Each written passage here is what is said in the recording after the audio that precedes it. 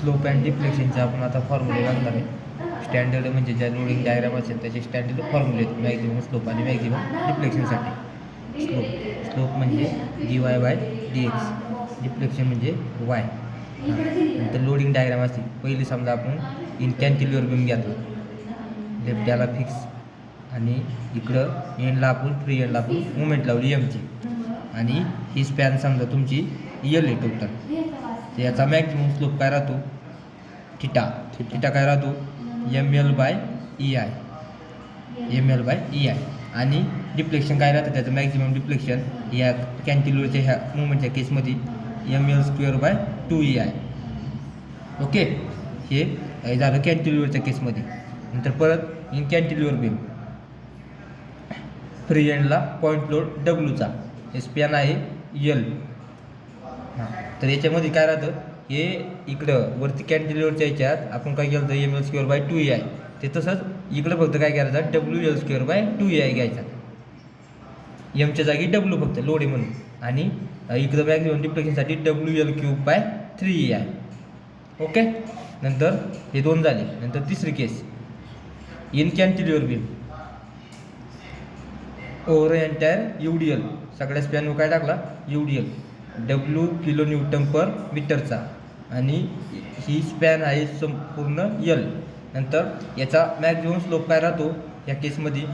wL³/6ei, आणि maximum deflection काय राहतं?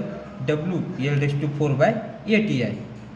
हा wL³ घेतला इकडं, आणि 3च्या जागी फक्त 3 दुने 6 केले, आणि इकडे 1नी पॉवर वाढवली, wL³/4 केला, आणि 4 दुने 8 केले. नंतर आता हे झाले कॅन्टिलिव्हरचे हे 3 स्टँडर्ड फॉर्म्युले. ह्या 3 स्टँडर्ड डायग्राम आणि त्यांचे हे स्टँडर्ड फॉर्म्युले मॅक्झिमम स्लोप आणि मॅक्झिमम डिफ्लेक्शनसाठी. आता आपण सिम्पली सपोर्टेडमध्ये जाणार. इन सिम्पली सपोर्टेड बीम सेंटरमध्ये जर पॉईंट लोड लागला असेल, ही टोटल आहे यल, हे काय होणार? L/2. ओके, नंतर याचा मॅक्झिमम स्लोप काय राहतो?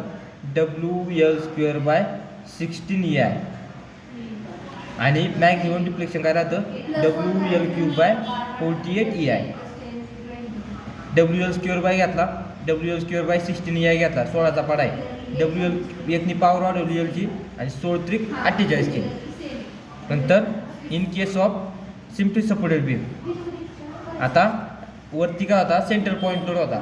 आता खाली काय टाकायची? UDL टाकायची, W kN/मीटरची, आणि इकडं ही टोटल लेंथ यल आहे. तर याचा फॉर्म्युला काय येणार? wL³ तसाच घ्यायचा, आणि 24ei, आणि इकडं मॅक्झिमम स्लोप झाला हा, आणि मॅक्झिमम डिफ्लेक्शनसाठी 5wL⁴/384ei.